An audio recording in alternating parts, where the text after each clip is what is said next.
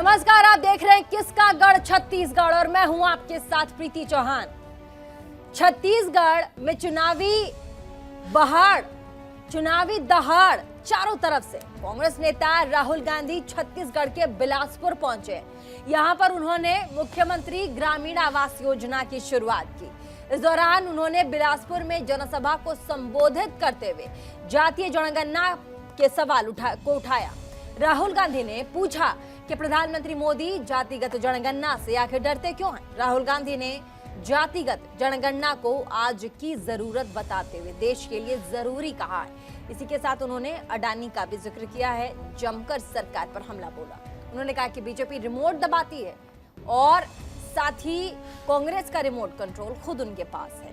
उन्होंने कहा कि हर काम में आप देखिए कैसे तमाम चीजें इधर उधर हो रही हैं। राहुल गांधी ने कई सारे मुद्दों की बात की है, लेकिन और क्या कुछ कहा है उन्होंने, राहुल गांधी ने, ये आपको हम सुनवाते हैं आज छत्तीसगढ़ के दौरे पर। और साथ ही अब क्योंकि समय बहुत कम है, छत्तीसगढ़ में विधानसभा चुनाव है, ऐसे में चुनावी गलियारे से कौन सी खबरें निकल कर आ रही है, चुनावी गलियारे में आम आदमी का रुख क्या है, वो चुनाव को लेकर क्या सोच रहा है, उसके बारे में भी हम जानेंगे। सबसे पहले सुनते हैं राहुल गांधी ने क्या कुछ कहा है।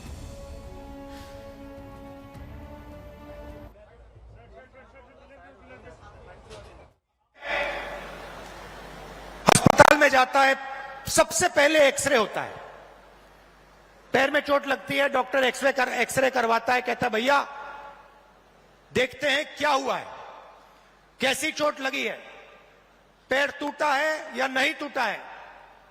भाइयों और बहनों, का सेंसस हिंदुस्तान का एक्सरे है। इससे पूरे देश को पता लग जाएगा कि ओबीसी कितने हैं, दलित कितने हैं, आदिवासी कितने हैं, महिलाएं कितनी हैं, जनरल कास्ट के लोग कितने हैं। और एक बार ये डेटा हिंदुस्तान की जनता के हाथ में होगा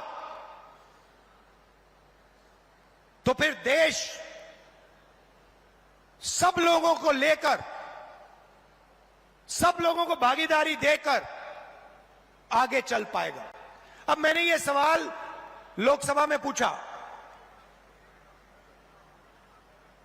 नरेंद्र मोदी जी से पूछा कि आप कास्ट सेंसस से डरते क्यों हो। कास्ट सेंसस का डेटा सबके सामने रख दो, जो आपकी सरकार की सच्चाई है आप हिंदुस्तान की जनता को दिखा दो, डरो मत। तो राहुल गांधी की दहाड़ आप सुन रहे थे। आगे चलेंगे, हमारे साथ स्टेट हेड मौजूद हैं अनिल पुसदकर, उनके पास चलते हैं। राहुल गांधी का धुआंधार दौरा और साथ ही जिस तरीके से उन्होंने बीजेपी पर हमला बोला है, कैसे देखते हैं आप राहुल गांधी के इस पूरे स्टेटमेंट को? देखिए, आपका सवाल एकदम निशाने पर है। राहुल गांधी ने आज जो ओबीसी का राग यहाँ छेड़ा है, आज तक छत्तीसगढ़ को आदिवासी बहुल ही कहा जाता रहा है। और जब मध्य प्रदेश से अलग हुआ छत्तीसगढ़, तो उस समय आदिवासी नेतृत्व की बात आई और अजीत जोगी ने आदिवासी कार्ड खेलकर जो यहाँ के पहले दावेदार थे, प्रमुख दावेदार थे, पंडित श्यामाचरण शुक्ल और पंडित विद्याचरण शुक्ल, जो दो भाई थे यहाँ के, जो छत्तीसगढ़ और मध्य प्रदेश की पहचान कहलाते थे, उनको किनारे कर दिया आदिवासी नेतृत्व के नाम पर। उसके बाद से इस छत्तीसगढ़ को आदिवासी बहुल कहा जाता रहा है। अभी जो आज जो राहुल गांधी का जो ओबीसी पर जो दांव है, जो उन्होंने जो पूरी ताकत लगाई है, वो ये साफ बताती है कि ये प्रदेश में आदिवासियों का बहुत बड़ा वोट बैंक है। लगभग 38% है, 38, आदिवासी 30% है और ओबीसी 38% है। कांग्रेस का जो चेहरा है, मुख्यमंत्री जो है भूपेश बघेल, वो ओबीसी से आते हैं। भाजपा के पास ओबीसी कोई चेहरा नहीं था। शायद बीजेपी इस कांग्रेस की होने वाली इस रणनीति को शायद पहले ही भाग गई थी, तो उन्होंने जो है ओबीसी जो है प्रदेश अध्यक्ष बनाया अरुण साव को। लेकिन ओबीसी एक बहुत बड़ा वोट बैंक है, निर्णायक साबित होता है। इसलिए जो राहुल गांधी का आज जो जाति जनगणना पर जो दांव था और ओबीसी की जो बात उन्होंने कही, वो समय के हिसाब से बहुत सही थी। जी प्रीति। लेकिन ये ओबीसी वाली जो गुगली है जो राहुल गांधी अभी फेंक रहे हैं, आप बोल कुछ भी लीजिए, लेकिन जब तक सामने वाला आपकी गुगली से, आपकी बॉल से क्लीन बोल्ड नहीं होता, तब तक आप कुछ कह नहीं सकते। तो अभी ये राहुल गांधी की जो लगातार महिला आरक्षण वाली बिल के बाद, नारी शक्ति वंदन अधिनियम बिल के बाद जिस तरीके से ओबीसी को लेकर के राहुल गांधी बुनाने की कोशिश में, आपको लगता आने वाले समय में या छत्तीसगढ़ के विधानसभा चुनाव में बीजेपी को कड़ी मात देंगे राहुल गांधी इस ओबीसी वाले गुगली से? देखिए, चुनाव तो भविष्य के गर्भ में छुपा हुआ है, लेकिन उनका प्रयास देखिए, महिला बिल जो पास हुआ, अब आज जो है भोपाल में नरेंद्र मोदी ने कहा कि कांग्रेस जो है महिलाओं से डर कर बीजेपी महिला बिल का समर्थन किया। तो ये अब राजनीतिक दांव पे चलते रहेंगे, राजनीतिक पारा अब जो है तेजी से बढ़ रहा है, वार प्रतिवार और घात प्रतिघात ये सब चलते रहेंगे। राहुल गांधी का जो ओबीसी जो वोट बैंक को लेकर जो अभी जो कंसर्न दिख रहा है, उनको ऐसा लगता है कहीं ना कहीं ये 38% वोट बैंक ये अगर उनके साथ रहा और आदिवासियों में से वो आधा भी ले जाते हैं, तो उनके जो है जादुई आंकड़े तक पहुंचने का जो गणित है वो सफल हो सकता है। लेकिन इसमें एक महत्वपूर्ण जो समस्या ये है कि कांग्रेस के वोट बैंक में सेंध मारने के लिए यहाँ पर आप पार्टी सक्रिय हो गई है। उसके अलावा जो है बसपा यहाँ पूरी ताकत लगा रही है, जो अनुसूचित जाति यहाँ पे लगभग 12% वोट है, 10 सीटें हैं उनकी, तो वो एक अलग उनके लिए चुनौती है। हमारे साथ कांग्रेस के भी प्रवक्ता जुड़ गए हैं, मेनन जी, श्री कुमार मेनन जुड़ गए हैं। स्वागत आपका बहुत बहुत श्री कुमार जी। राहुल गांधी जिस तरीके से छत्तीसगढ़ में दहाड़ रहे हैं, वो जायज है दहाड़ना उनका, क्योंकि वहां पे सरकार कांग्रेस की है। भूपेश बघेल कांग्रेस पार्टी का एक बहुत बड़ा चेहरा जो इस वक्त दावेदारी ठोक रहे हैं आने वाले चुनाव की। लेकिन इसमें मैं और पुसदकर जी बात कर रहे थे कि लगातार राहुल गांधी जिन जिन राज्यों में जा रहे हैं, जहां जहां कांग्रेस है, वहां वो ओबीसी वाली गुगली चला रहे हैं। क्या आपको लगता है कि राहुल गांधी के इस ओबीसी वाले फैक्टर से आने वाले चुनाव में आप भाजपा जैसी बड़ी पार्टी को मात दे जाएंगे?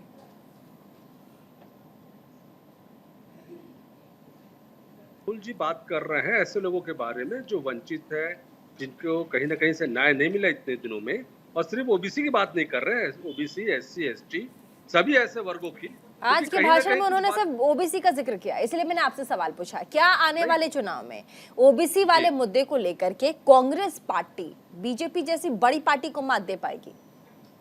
देखिए, ओबीसी सिर्फ एक मुद्दा नहीं है, ओबीसी लोगों की भावनाओं से जुड़ा हुआ मुद्दा है, बहुसंख्यक लोगों से जुड़ा हुआ मुद्दा है।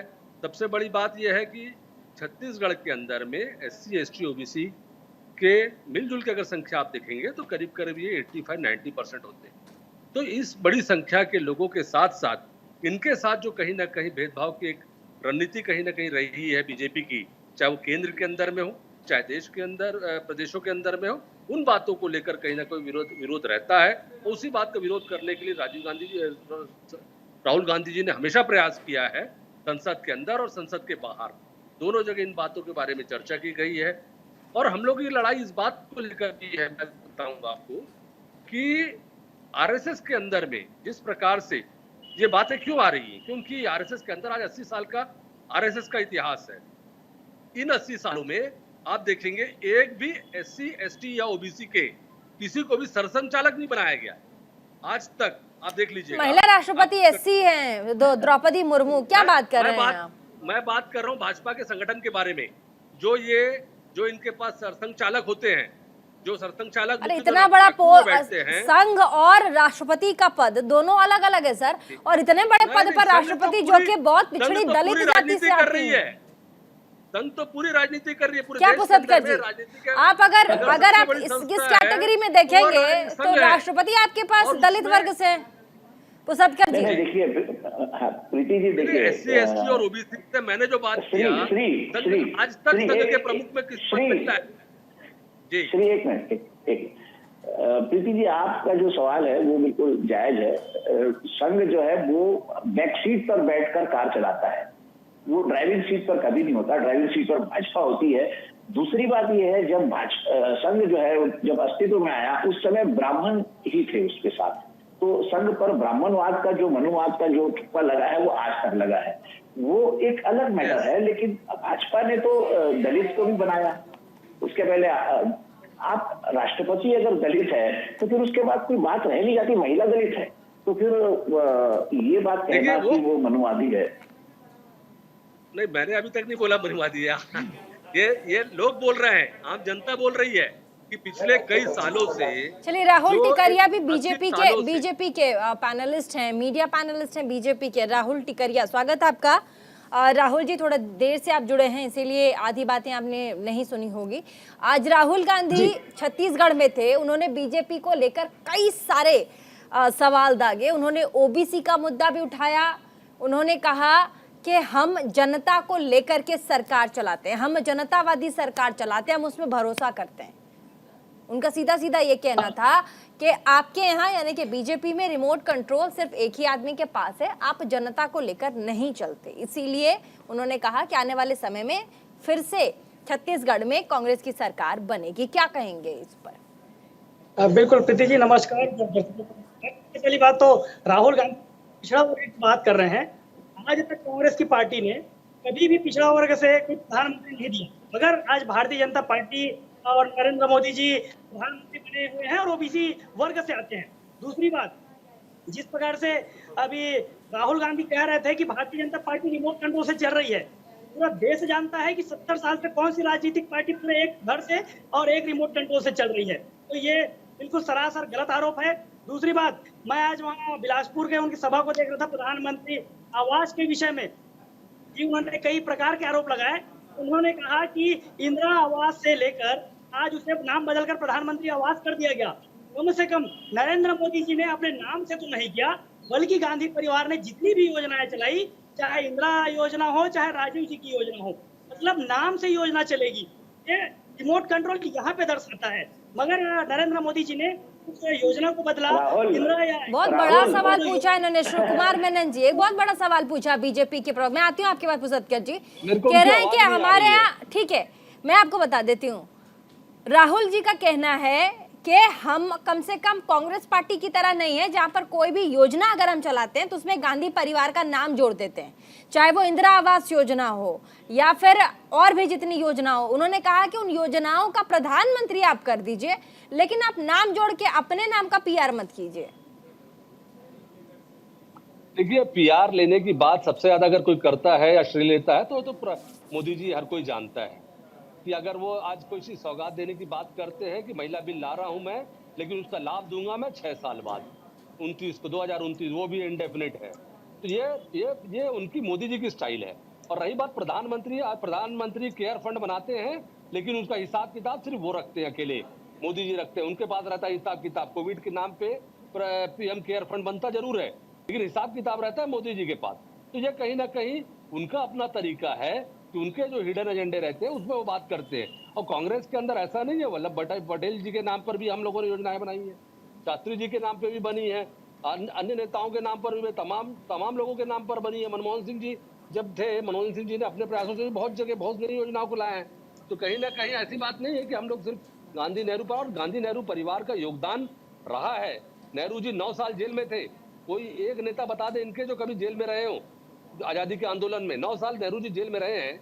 गांधी जी अपना जीवन इन्होंने निछावर कर दिया गोडसे के गोली खाने के पहले। क्या उनका अधिकार नहीं कि उनके नाम पर योजनाएं बने? पुसदकर जी। राहुल मेरी आवाज आ रही है? आपकी पार्टी में भी तो दीनदयाल उपाध्याय योजना चलती है, आप भी तो नाम लगाते हैं। तो ये नाम की लड़ाई का सवाल नहीं है, सवाल छत्तीसगढ़ में आप जो आज राहुल गांधी ने अनिल जी मोदी जी अपने नाम से जीते जी अहमदाबाद स्टेडियम का नाम चेंज कराए थे पटेल जी के नाम का स्टेडियम को।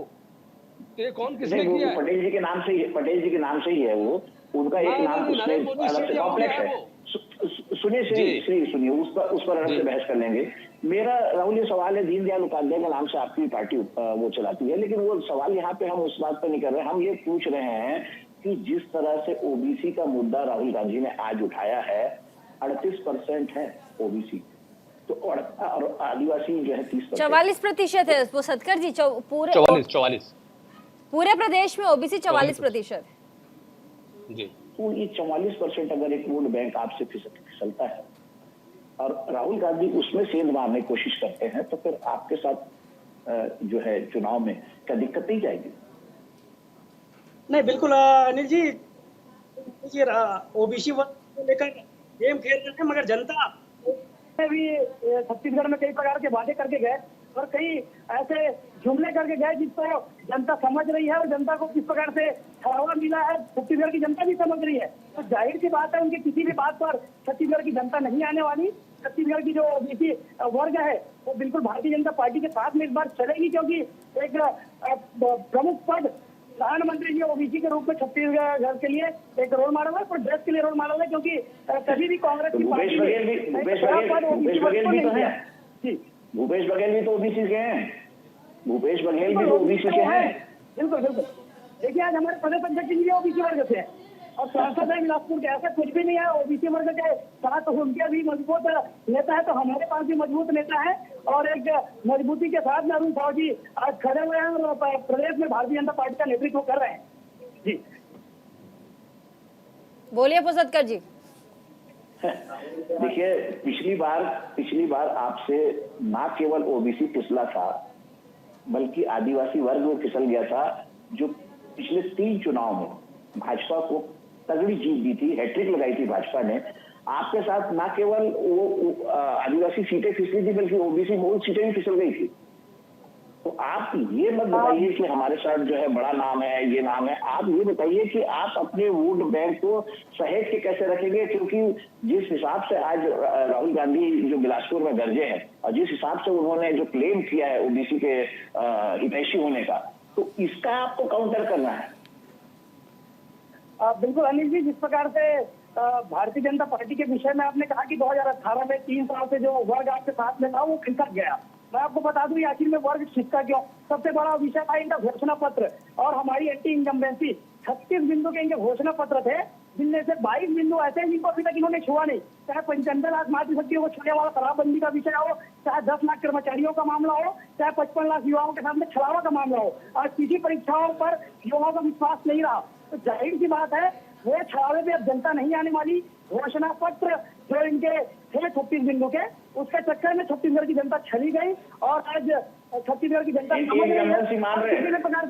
श्री कुमार मेनन जी से मेरा एक सवाल है।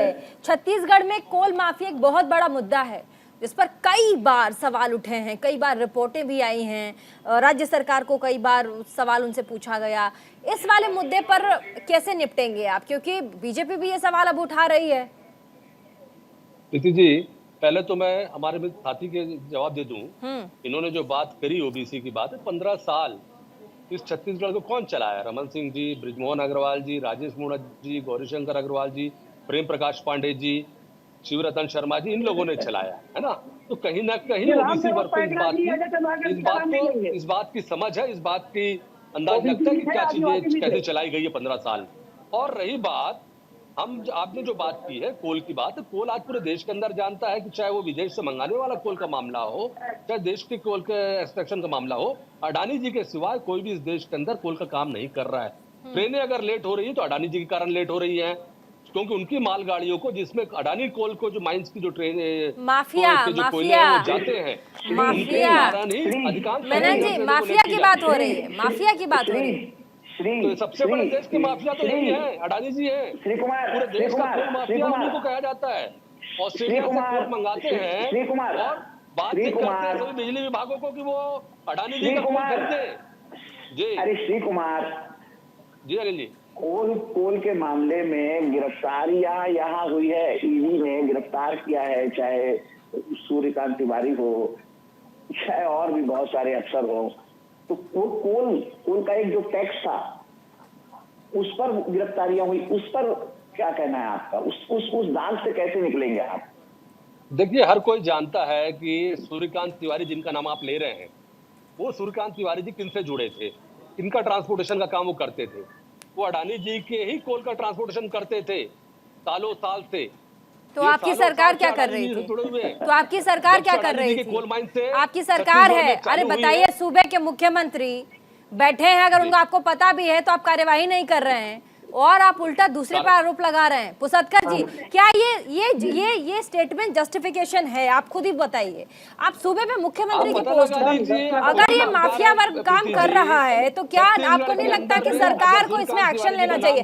ठीक है, पुसदकर जी से मैं जवाब ले लेती हूँ, प्लीज मैं जवाब ले लेती हूँ पुसदकर जी से। मैं इसीलिए सवाल पूछ रही हूँ क्योंकि छत्तीसगढ़ कोल माफिया के ऊपर कई सारी लंबी एडिटोरियल है। और अडानी जी से जुड़े थे कि नहीं जुड़े थे? चलिए अनिल जी बताइए। देखिए, कोल पर यहाँ कोल ट्रांसपोर्टेशन, यहाँ पर जो घोटाला हुआ प्रीति, दो चीज है। एक कोल घोटाला होता है और एक कोल ट्रांसपोर्टेशन घोटाला होता है। तो ये कोल ट्रांसपोर्टेशन घोटाला था छत्तीसगढ़ में। ट्रांसपोर्ट में 35 रुपया पर टन जो है एक गब्बर टैक्स के नाम से एक अघोषित टैक्स लगाया गया था, जो ट्रांसपोर्टरों से वसूला गया था और उसी पर ईडी ने रेड की थी। उसमें सूर्यकांत तिवारी कह लीजिए या ट्रांसपोर्ट विभाग के अधिकारी कह लीजिए या आईएएस भी, कुछ आईएएस भी लपेटे में आए हैं, वो बड़ी लिस्ट है। तो ये इससे सरकार इतनी आसानी से पीछे नहीं छुड़ा सकती। अडानी कहकर नहीं पीछे छुड़ा सकती। बिल्कुल बिल्कुल, यही मैं भी कह रही हूँ, बिल्कुल कह रही हूँ मैं, बिल्कुल सही कह रहे हैं आप। अगर अडानी का है भी तो यहाँ की जो सरकारी एजेंसियां थी, जब आप अडानी पर इतने जो गंभीर आरोप अगर आप नहीं, राहुल गांधी भी लगाते आ रहे हैं लगातार, और अभी आपके इंडिया के गठबंधन के शरद पवार उनके साथ एक उद्घाटन में थे, तो वो खैर अलग बात है। लेकिन अगर आपकी गवर्नमेंट है और अडानी से एसोसिएट कोई इतना बड़ा एक रैकेट चला रहा है, अनऑथराइज्ड टैक्स वसूल रहा है करोड़ों का, तो सरकार को भी तो कार्रवाई करनी चाहिए। अगर सरकार इस पर कार्रवाई नहीं की तो सिर्फ हम अडानी की बात करें तो ये क्या जायज? बिल्कुल सवाल जायज है, और साथ ही घोटालों पर विपक्ष भी आपको घेर रहा है। बहुत बहुत शुक्रिया तमाम मेहमान हमारे साथ जुड़े इस डिबेट में। और साथ ही आपने देखा छत्तीसगढ़ जो है वो किसका गढ़ बनेगा, इसको लेकर के तमाम पार्टियां जो हैं, कांग्रेस पार्टी और बीजेपी पार्टी दोनों एक दूसरे के साथ भी अब मैदान में आम आदमी पार्टी भी है, आरोप प्रत्यारोप लगा रही है। आगे क्या होगा इसकी जानकारी हम आपको जरूर देंगे। और साथ ही छत्तीसगढ़ में फिलहाल चुनावी रंग चढ़ता जा रहा है। धीरे धीरे देखते हैं इस रंग का असर क्या होता है और मैदान में कौन सी पार्टी का फूल खिलता है। छोटे से ब्रेक के लिए रुकेंगे, कहीं मजा आएगा, देखते रहिए न्यूज़ इंडिया।